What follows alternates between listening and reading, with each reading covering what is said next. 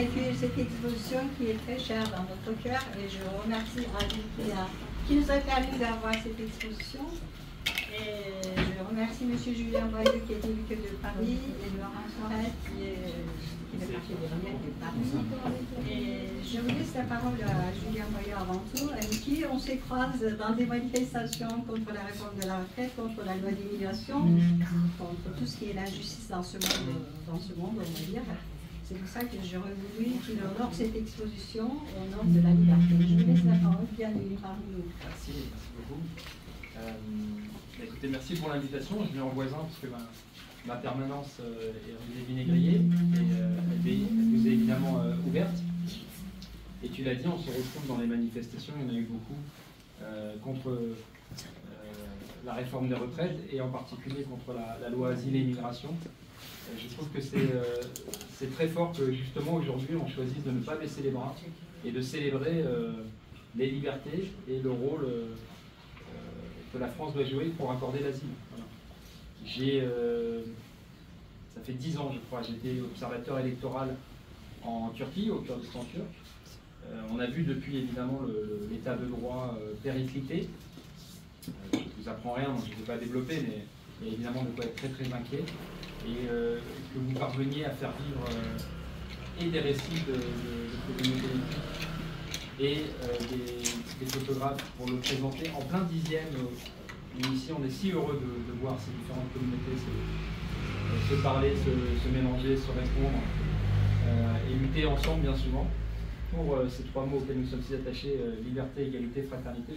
Je trouve que c'est très joli. Donc, merci pour cette invitation à cette exposition. Merci à vous.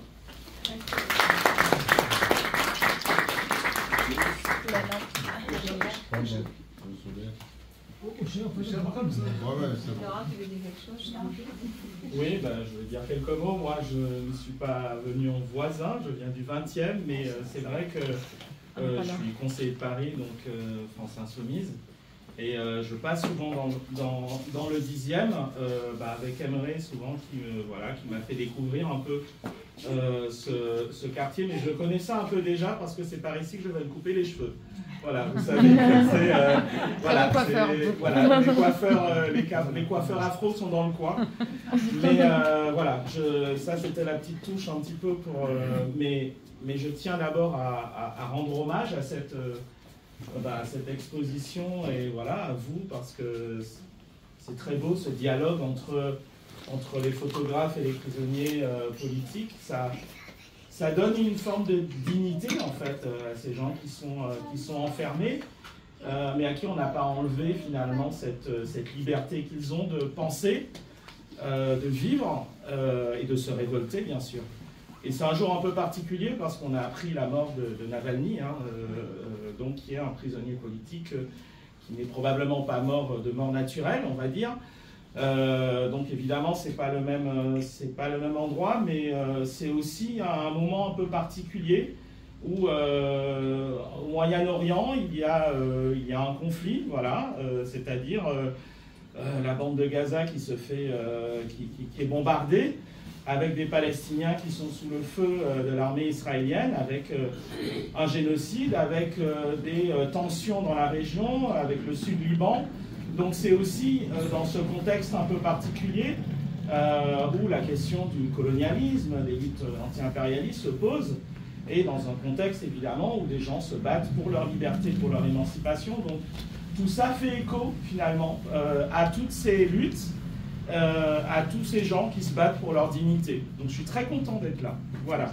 Merci. Je laisse la parole à Ali qui est organisateur de cette exposition. Merci beaucoup. J'aimerais bien vous exprimer en français ce qui se passe en prison actuellement. À quelles conditions on a préparé cette exposition. Mais comme vous savez, depuis 22 ans, j'ai quitté la France il y a 22 ans et j'ai perdu un peu de pratique. C'est la raison pour laquelle je vais continuer un peu. Merci pour nous. Sevgili arkadaşlar, değerli yoldaşlar, sürgündaşlarım, sevgili konuklar, hepiniz hoş Chers geldiniz. camarades, chers amis, bienvenue. Özellikle Espas Üniversitesi'ne Espas Üniversitesi gönüllülerine, çalışanlara teşekkür ediyorum. Bizi ve politik tutsakları buraya davet ettikleri için. Avant tout, je remercie l'équipe de l'Espace Universel qui nous a accueillis, qui a invité les prisonniers politiques parmi nous. Bu süreçte çok zorlu bir süreçte hazırladık. Uzun sürdü.